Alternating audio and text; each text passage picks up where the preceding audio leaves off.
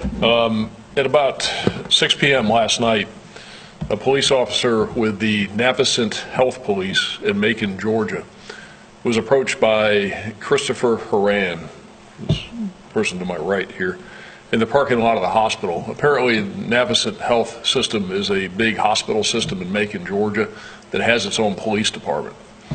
Horan is 39 years old. His date of birth is January 23rd, 1979.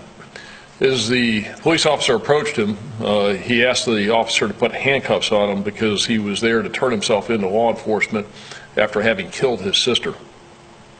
Horan told the officer that he and his sister had argued inside the sister's apartment, which is located within the McAlpine apartment complex in Dunedin. The address is 1430 Duncan Loop North, apartment 203. Again, that's in the city of Dunedin.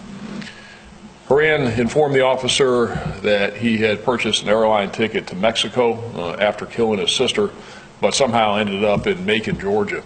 We're still not clear exactly why he ended up in Macon, but that's where he was when he approached the officer at about 6 p.m. Last night.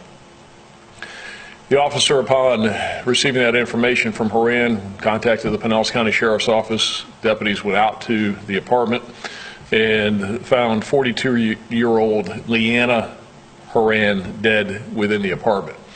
Leanna had been stabbed well over 20 times in her head, neck, and back. This was a very bloody crime scene, pretty much a gruesome crime scene, due to the extensive stab wounds, and the knives used to attack Leanna were found within the apartment. The attack was so violent that one of the knives appeared to be bent because he tried to stab her in the head, and when he tried to stab her in the head, it caused the knife to bend. It also appears from the crime scene at this point that Leanna was trying to flee as Christopher was attacking her and keeping her within the apartment. Late last night, Pinellas County Sheriff's Office detectives went to Macon, Georgia, and interviewed Horan at the Bibb County Jail. He told detectives that the murder occurred about 7 p.m. on Saturday night. After he and his sister were arguing, he wanted to go out, apparently drinking or clubbing or whatever he was going to do. She didn't want him to go, according to him, and an argument ensued, and he stabbed her, again, well over 20 times.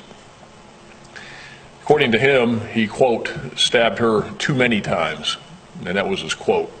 And from the crime scene, there's no doubt about that.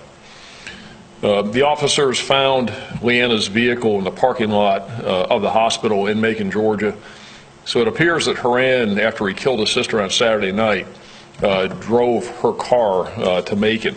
We have no idea about his whereabouts from the time of the murder on Saturday night until the time he approached the officer last night in Macon. The Pinellas County judge issued a warrant for Horan's arrest, charged him with murder. He was booked into the Bibb County Jail. He'll remain in Georgia until he is extradited to Florida, unless he waives extradition, and then he'll be transported here.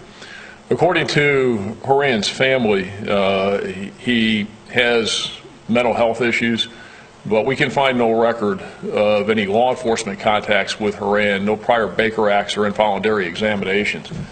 We don't really know much about him. It's very early in this investigation, but I can tell you that is limited to the Pinellas County area.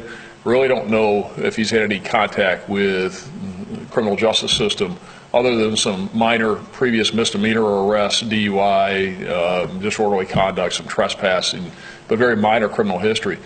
But I really can't find anything that shows that he's got any history with having contacted the mental health system. And again, we don't show anything here in Pinellas County regarding involuntary examinations. But again, according to his family, he does have mental health issues, and this does appear to be yet again a situation with someone who has undiagnosed or untreated mental health, and that was a contributing factor to this very, very sad situation where you've got a guy who brutally murders his 40-year-old sister.